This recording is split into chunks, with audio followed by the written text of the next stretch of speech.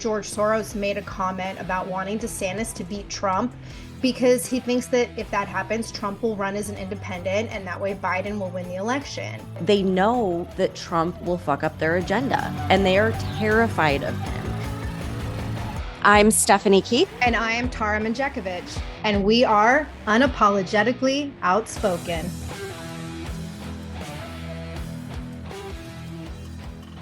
Hey everybody, welcome to Freedom Friday. So Stephanie, your governor, Ron DeSantis, finally made the announcement that he's running for president in 2024.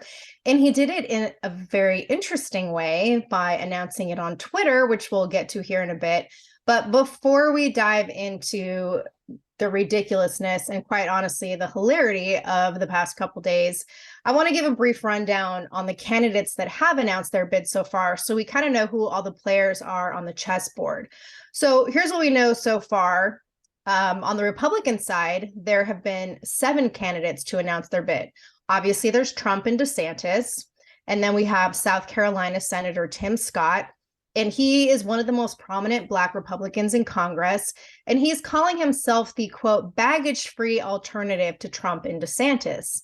Then you have conservative radio host Larry Elder, who's running on a campaign to, quote, enter a new American golden age. And he posted on Twitter about how America is in decline, but the decline is not inevitable. And then you have former Arkansas Governor Asa Hutchinson, who's running on a platform that he calls, quote, consistent conservatism. And he has said that basically Trump should drop out of the race. And he's commented that as a country, we are facing one of the most unpredictable political environments he's ever seen, which I totally agree with. And then we have venture capitalist Vivek Ramaswamy. He's not a politician. And his campaign pitch is basically that he wants to restore our national identity. He wrote a book called Woke Inc., and he's a very outspoken critic of DEI programs. And then you have former governor of South Carolina, Nikki Haley. And so far, she's the only female Republican candidate. And her pitch is basically like creating this new generation of leadership. So if we kind of look at all the candidates, Ramaswamy's the youngest. He's 37, followed by DeSantis at 44. Nikki Haley is 51. Tim Scott is 57. And everyone else is over 70. So on the Democrat side, so far, we only have 3 candidates. Obviously, our 80-year-old senile geriatric puppet leader, Sleepy Joe, has announced his bid for re-election. Then we have Marianne Williamson, who's a self-help author. I guess she unsuccessfully ran for president in 2020. And I think she's basically a socialist because she supports universal health care, tuition-free state colleges and universities, and her focus is on the dreaded economic inequality. And then we have Robert F. Kennedy Jr. He is an environmental lawyer. He's been a very outspoken critic against the COVID vaccine and the pharmaceutical industry and about how the country shut down schools and businesses during the pandemic. And he openly talks about how the government and the media lie to us all the time. So I think I like him. I really, really like him. And it's so interesting because all over TikTok, like I keep seeing people post about how they think that RFK is going to be Trump's VP pick. And like they're posting all these photos from back in the day of like Trump and JFK Jr. And like, I guess how Trump's been in with the Kennedys for a long time. But then RFK, like literally every interview I've seen, he mentions that he is like long-term good friends of Biden. So like, I don't know what the whole story is there, but I do like him. And I think it would be really interesting if him and Trump paired up. So we can get into all that as we go. Yeah, I think there's a couple of really good candidates on the Republican side, like especially Ramaswamy. I'm still like learning about a lot of his platform, but I gotta say I like him. But I honestly do too. Yeah, but I think it's going to come down to Trump and DeSantis. And if the past 2 days are any indication of what's going to come, it's going to be a shit show. So first, Stephanie, I have to ask you, how do you feel about your beloved governor possibly being the Republican nominee? Honestly, I'm actually really disappointed because I love DeSantis. And number one, I don't want to lose him as governor. He's a great governor. He should just stay governor, in my opinion. And I'm disappointed because I know it's going to be like a huge fight between him and Trump, and they're going to try to like make each other look terrible. And I just think it's stupid. It's like, just team up. Like, why are we, you know, why do we even go through this process? And that's the other thing that I don't get. So it's like, obviously Trump is going to be the front runner. So like all these other people, why are they even running? Like, do they actually think they have a chance, or are they trying to just pull votes from Trump? Like, why, you know what I mean? Like, why are there all these people thrown in the mix? I really truly don't understand if they think like they're actually going to win, or it's all part of anti-Trump. Maybe they're all waiting to see if Trump gets arrested. Maybe. Maybe. I don't know. But I love DeSantis, but I think it needs to be Trump, honestly. And what's really interesting is I didn't really think that before they went and arrested him. And that just pissed me off. And I was like, you know what? Like, fuck this. Like, I'm gonna back this guy. So I think that the left totally screwed themselves once again. But yeah, I don't know. I'm still going for Trump. Okay. Okay. So what about this? What are your thoughts on the way DeSantis announced his candidacy? Like, he did not use a normal campaign speech. He announced it on Twitter. He's definitely received a lot of criticism from both the MSM and more conservative platforms. So what's your thought on that?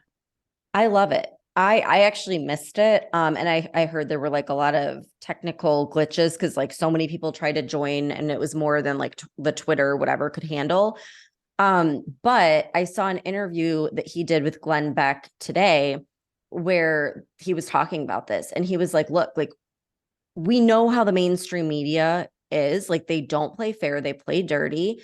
And why do we keep giving them this platform? You know what I mean? It's like, if these Republicans don't go to them and like do their own thing and go on these platforms like Twitter and podcasts and all these other places, they won't survive. And I love that, because I've wondered that for the longest time. I'm like, their ratings are down. Really, no one under the age of 40 is watching the MSM anymore. Everyone's getting their information online. So I think if people like DeSantis quit doing that and started using these other platforms, it could destroy the mainstream media. And it's about freaking time, because they, obviously are just paid to say whatever the agenda is. And then the other thing that Glenn Beck brought up was, he was like, all right, so if that's your opinion, then what do you think about doing a debate and I'll run it, instead of having, CNN or Fox News or like any of these other organizations? And he's like, I think it's great. I think you should. And Glenn Beck's like, yeah, the Republican, whatever it's called, the National Committee is never going to back that. And he's like, do it anyways. And they should back it. And I agree. Like, I think they should start changing things up. We have the technology to where we don't need the MSM anymore. So, like, I'm all for it. And I get there were like some technical difficulties, but I still think it was great that he tried it out. Okay, so I'm going to play a clip of the whining from them. So this is Van Jones from CNN, and then Alyssa, I can't remember her last name, from The View. So you can already guess the direction this is going in. Here they are. Alyssa, you had said this morning on CNN that it would either be brilliant or disastrous, obviously. Seems like more of the latter. Listen, when you're doing these campaign launches, months of planning goes in. Comms teams, advanced teams, they pinpoint every single detail to make you look presidential. And frankly, the first thing you should do is do no harm. The tech side harm was done, but also looking presidential. It was a very odd platform to have him with two other people kind of talking amongst each other. Well, also, there's no looking. There's no looking. Yeah, you're only hearing. So it came off almost like he was a talk radio host, not a future leader of the free world. I think it was a total miscalculation by his team. Listen, his remarks off the top were perfectly decent. He could have given them in an arena with a crowd, and I think that would have been much stronger than this, what was frankly a debacle. President Biden trolled Governor DeSantis during the tech glitches. He tweeted, "This link works." Former President Trump's also reveling, obviously, in this. What did you think of it? Also, it was a lot about Twitter and about Elon Musk, less so much even Ron DeSantis. Absolutely. It's a very weird way to start your campaign. Okay, so that's basically like the MSM's take on it. And then I heard a very interesting clip, what DeSantis was saying after the fact. And this was from the Ben Shapiro, from the Ben Shapiro show. So let's listen to this real quick. It's the internet. We had a huge audience. It was the biggest they'd ever had. It did break the Twitter space. And so we're really excited with the enthusiasm, but ultimately it's about the future of our country. Trey, I'm running to lead a great American comeback. We know the country's on the wrong track. We see it with our eyes. We feel it in our bones. We see the border being overrun. We see crime infesting the cities. We see the federal government making it more difficult for families to make ends meet. And we have a president who is a listless vessel, not energetic, and not dealing with the key challenges that are facing our country. But it does not have to be this way. Our decline as a country is not inevitable. It is a choice. And I think we can choose a better pathway. Okay, so he is very well spoken, though, right? He's very well spoken and he can rein himself in, which clearly Trump can't. But, the other thing that came to mind is like, I totally disagree with that, Alyssa, about this being a bad move by his team. I think it was a very strategic move because, number one, you have the backing of Elon Musk. So Right. that's a big deal. He's like the most followed person in the world. Number two, Tucker Carlson just went over to Twitter and is palling around with Elon Musk. So it's like, his whole fan base is like moving there. So I think it was smart. I think it was a slap in the face to the mainstream media. So I got to say, like, I think it was a good strategy. And I disagree with these crazy people on The View. Okay, so I know you have this clip that I think is awesome. I mean, it's ridiculous and yet awesome. So let's hear what it's not really Trump, right? It's So this is like totally AI generated, but Trump is like endorsed it or like whatever, posted it. So it's for comedic purposes. There we go. All right, let's take a listen. Ron DeSantis Twitter space. Hello? Is my microphone working correctly? George, can you just wait while we... Hello? Can you hear me? We can all hear you, George. Can you just hold on for a second? I don't think they can hear me. I hear you fine, George. Just speak to the I don't think George knows how to use Twitter. Can you hear me now? Can I please make my big announcement now? Everyone just... Hello? Just shut up, George. Can somebody just mute George? Dick, could you try not to cough on the... Okay, so how are we going to take out Trump, you guys? Guys from the FBI, this is not a private call. This is a public Twitter space. Everyone can listen in. God damn it. Anyway, guys, we invited everyone to this Twitter space so Governor Ron DeSantis could... Everyone just shut the hell up so I can make my announcement, okay? You go, girl. Wait, the devil is gay? So what? Everyone in this call is gay. I happen to know every single one of you has a secret gay lover. Guys, can we please just calm down? So anyway, guys, I just wanted to announce that I can hear the governor. Shut up. Would you please shut up already? I'm running for fucking president, okay? Yeah, we kind of already knew about it. Congratulations, Governor. Well, that concludes our Twitter space for today. Thank you to all of our... Hold your horses, Elon. The real president is going to say a few words. The devil, I'm going to kick your ass very soon. Hitler, you're already dead. Dick Cheney sounds like you'll be joining Hitler very soon. Klaus Schwab and George Soros, I'm putting both your asses in jail. And Ron DeSanctimonious can kiss my big, beautiful 2024 presidential ass. Trump 2024, baby. Let's go. Was that the right clip that you saw, Tara? Yeah, and so it's basically, it's Hitler, George Soros, the devil who's apparently gay, Elon Musk, and then FBI agents And it's a whole like mock video, obviously. But the clip that I heard also at the end had Trump saying that I endorse this. And it's on his Twitter page, I guess. And so is it funny? Yes, it's funny. And I don't know, Stephanie, like as much as I love Trump and like I know he can turn this country around, I like DeSantis. I like that he's also capable of being a leader. And the fact that Trump can't control his mouth and he's openly supporting shit like this clip. Yes, it's funny, but this is the kind of stuff that turns people off.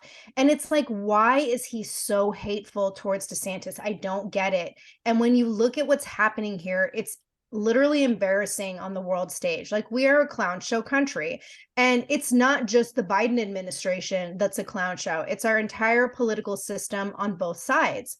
And so, I got to ask you this, though, because there's a lot of rumors going around about how the DeSantis campaign is going to be funded by like extreme leftists. And I think that's where the whole George Soros and what's his name? World Economic Forum. Klaus Schwab are in that, little mock video. And I know a while ago, George Soros made a comment about wanting DeSantis to beat Trump because he thinks that if that happens, Trump will run as an independent and that way Biden will win the election.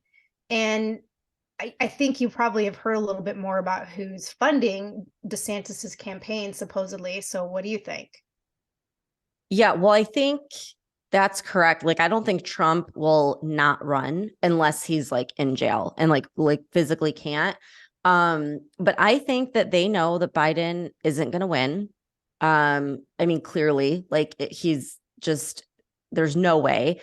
And they will literally do anything to prevent Trump from getting in there. So of course they're going to back DeSantis because, at least he isn't Trump and they have, the possibility of controlling him or whatever they have on their mind. But,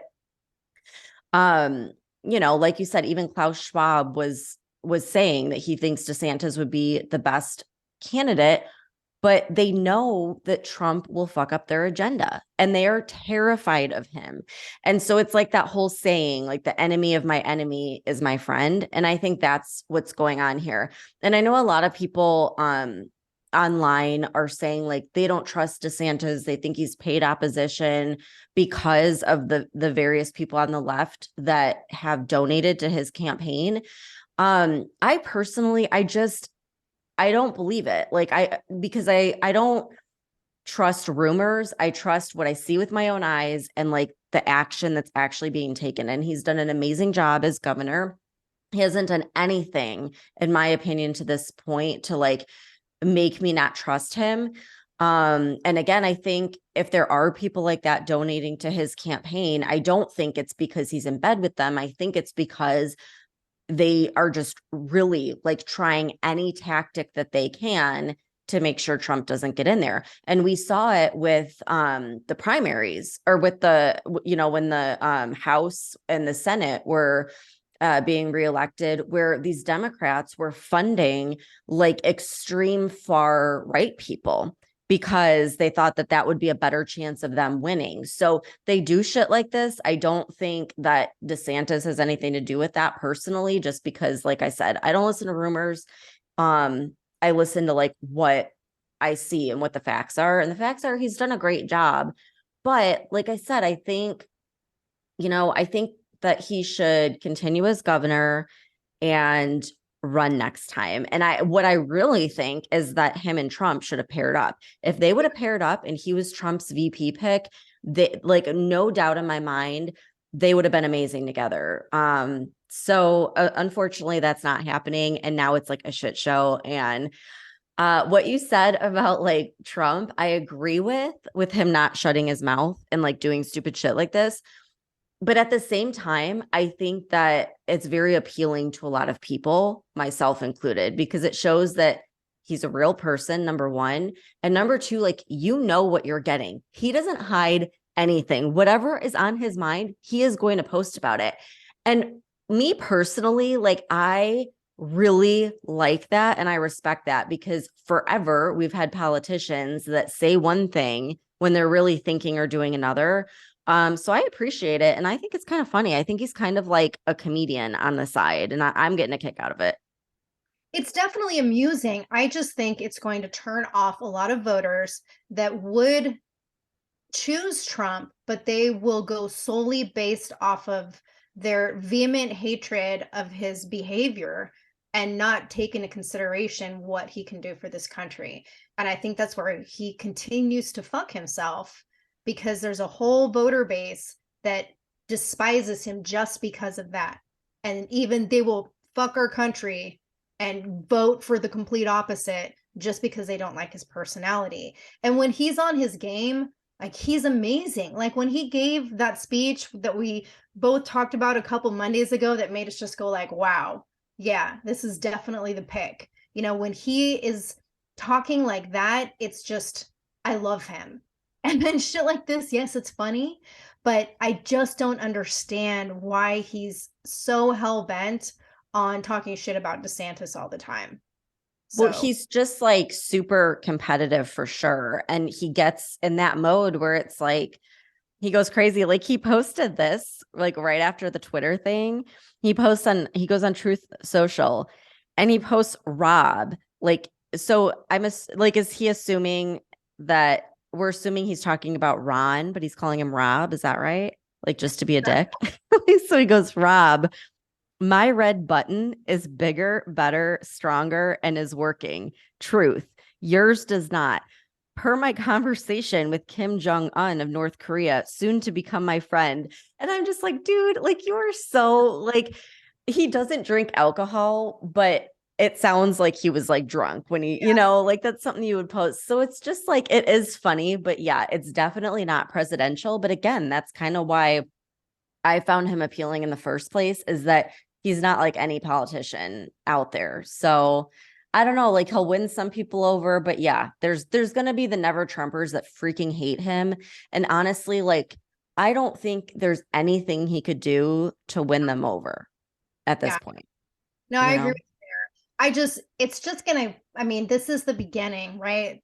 Oh yeah. Beginning, and it's gonna be such a shit show. And I do respect the fact that DeSantis doesn't respond, he doesn't react to the stuff that Trump says. And when he does, it's so underlying that I'm trying to think of the right word to describe it, but I think it's smart on his point, because he's not pissing off the Trump people. He knows he will if he goes after Trump. So he's proving too, like, again, he's very strategic. And I think he's proving to everyone, I don't lose control of my temper. I can control my mouth. And that is something that he has over Trump. The other thing that he has that he was talking about a little bit on that Glenn Beck podcast was the whole COVID thing. Okay. Because, and this, I really think this is going to be a hard one for Trump to overcome, because you got to remember, number one, Trump did order the first lockdown that was supposed to be 14 days, right? He gave Fauci like full reign and control. Yep. Didn't really rein him in at any point. And he jumped through all those obstacles to get the vaccine approved quickly and endorsed it, pushed it, promoted it. DeSantis did the opposite. DeSantis like stood up to Fauci, stood against the vaccine mandates and everything else. So that's where he has done a much better job than Trump, and Trump's going to have a lot of explaining to do, I think, especially if they go toe to toe in these debates. So there's like two big major factors that he has over Trump. But again, like we always talk about, the two things that I think about when it comes to the president is the economy and our national security. And Trump far outweighs anyone else in those two arenas, in my opinion. And DeSantis, his response to that on the Glenn Beck podcast was, well, look at the economy of Florida. Well, everyone else was losing money, losing jobs. Like, we were stronger than ever, and we still continue to grow, and the economy's great here. So like he has been proving himself, but I still think and he's outspoken about the border. Like, he has been, one of the ones that's busing migrants to other areas and very outspoken about our national security. So he's been outspoken about everything. Like, I mean, and that's the thing I like, and why I want him to stay governor, is because he takes action like so decisively and so quickly, with the school, with all this crazy shit that they, he's like, they're like, oh, he's banning all of these books. Yeah, he's banning like porn in the schools. You know what I mean? And like making sure that the curriculums are focused on the Constitution and not changing your gender. He's been all over that. He's been all over the COVID stuff, all over the border stuff, and he puts policies in place like very quickly. So he is not one to just say he's going to do a lot and then never take action. Like, he actually does take very quick action. So I don't know, the more we're talking now, I'm like really, it is going to be interesting watching those two in a debate, because they're both great and they're both going to smear each other so bad. It's going to be hard for me to watch, I think. Yeah, and unless something changes in the near future, it's really just going to come down to the two of them. But the question is, what's going to happen on the Democrat side? Because obviously Biden has extremely poor ratings. And so far, it's only the three candidates. And I don't think Marianne has a shot in hell. But looking at Kennedy, like, he has like a very middle of the road platform in a lot of ways. He's not an extreme leftist, especially his whole take on COVID. Like, that's going to resonate with a lot of Democratic voters that don't approve of Biden. Well, and he is calling out all of them. The deep state, the CIA, the FBI. He flat out said, yes, the CIA killed my uncle. Like, he is like, everything that he knows, he is going public with, which, number one, I'm like, oh my God, this guy, the Kennedys do not have a good record of staying alive. He'll probably be killed soon. Right? I'm like, I would be so afraid if I were him that I'm going to be freaking assassinated. But I really, really like him. And I think a lot of people do. And I think he actually would have a shot at beating Trump. But are they even going to allow him to run? Because they're all saying like, nope, we're not even going to have debates. Like, Biden's the guy. Right. Unless they like try to kill off Biden or some crazy shit. Kamala pushes him down the stairs again. I don't know. Well, okay, so I listen to Andy Frisella all the time, and he has brought this up more than once on his podcast. The idea of Michelle Obama being the candidate for the Democrat Party. And he was talking on, one of the episodes about how, all this shit that's happening with the Biden crime family, like, is there going to be any accountability for it? Honestly, I don't think so. But let's just say there is, right? Who's the perfect person to come in and take his place? We already know Obama's running the country to begin with. So you introduce Michelle Obama. It's like the perfect guise of fixing the Democratic Party and kind of having that platform like Obama did with running on hope and change and being able to come in. This is what Andy Frisella was talking about. Like, she would come in and say like, yeah, okay, the party is fucked up. And, we acknowledge that the Biden administration, lied to the American people and was super corrupt. And so we're going to change all that. And then in reality, people will fall for it because, number one, people love the Obamas. And okay, you're going to have your first female Black president who is very well spoken. Everyone loves Michelle Obama, right? And so then what happens?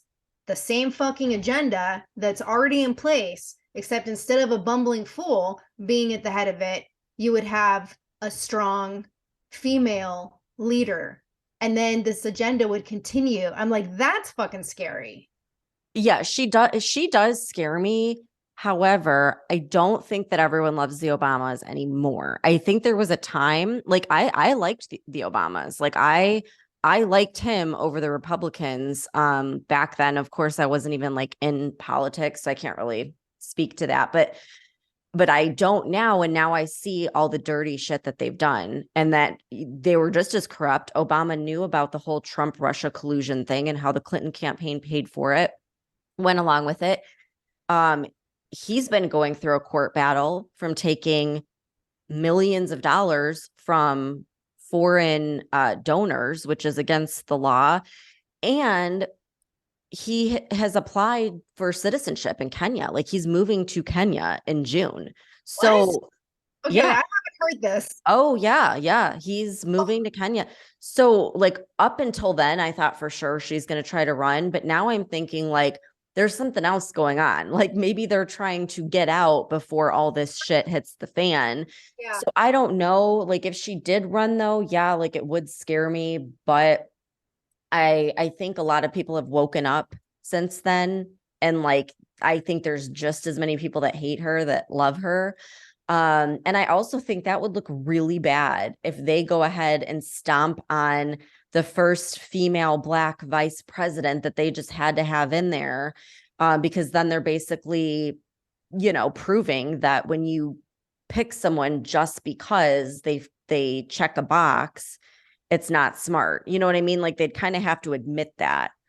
But now you have me concerned because I didn't know about that. Yeah. And I truly believe Obama's running this country. And if he is planning to leave, there's a serious problem. like we all need to be there's either so one of two things. There's either a serious problem, which it's like, what does he know that we don't, right? Or he's scared shitless because there's, all of this stuff that's been hidden for so long is now coming to the surface, and more Americans are waking up to it because they don't just have the mainstream media anymore. They've got all of these, platforms. So I don't know, but yeah, it is weird. And I think it's weird that like no one's really talking about it either. It's like, I think that's strange that an American president is moving to Kenya. Like, and why now of all times? And like, he's in the middle of this court battle and no one's talking about that either. So I don't know. It's very strange. Very strange. I'm very concerned for RFK. Like I'm sending him my prayers. Like someone please protect this guy. But oh my God, like if he ends up being Trump's VP pick, like holy shit, take my vote. Like that would be amazing because I love this guy. And I think that he's the one person that could potentially beat Trump. Biden, no way. Michelle Obama, if she ran, maybe, but I think we would have heard more about it now if she was going to run. Don't you think? Well, now that you've mentioned this Kenya thing, I don't foresee that being a possibility, but who knows? You never know. You never know. I can't believe that they're going to, the Democrat Party is in any way going to continue to back Biden. I just don't see that happening. Yeah. And so again, there's only 3 candidates at the moment. I mean, there's still a lot of time, so who knows what's going to happen. But I just don't see. The biggest thing that worries me is that, the only thing that's going to be covered on the news and that everyone's going to be watching is Trump and DeSantis fucking bickering back and forth and the whole campaign instead of all of these serious issues that are happening, like what's happening at the border that they're like not even showing, and just all this other crazy stuff is going to be covered up by this shit show that's about to explode all over the place with Trump and DeSantis. So that's what worries me the most. Yeah. And meanwhile, there's still very frightening things that are going on with China and Russia, and none of that is being discussed, but we're going to bring some of that to you on an upcoming episode. And that's why, again, like, that's why I'm like, Trump's the only one. Like, he would go get in a room immediately with Putin and Xi Jinping. And he, like, he's the only one that can do it, I think. So I don't know. We'll see. It's going to be very interesting. Well, we'll keep everyone posted, but I also know we will stay on top of those stories that, are going to fall by the wayside with the media, but we're going to be covering every bit of it. So that everyone knows like what's going on and the stuff can't hide anymore. So anyhow, that was an interesting, Friday episode. I want to hear everyone else's thoughts. So just like message us or get on Patreon and let us know, who's your pick, like, and what do you think about this RFK and Trump, conspiracy going around the internet. And we'll be back here for Motivation Monday. So thanks everyone for tuning in. If you enjoyed this episode, share it with a friend, and don't forget to subscribe to the podcast so you get our latest episodes every Monday, Wednesday, and Friday. And if you could, please rate and review the show. We are going to be reading every single review, and I would love it if you hopped over to Instagram at Unapologetically Outspoken and say hi. We want to see who's out there and start a conversation, plus get all of the topics that you want us to talk about next. Thank you so much for tuning in, and we'll see you next time.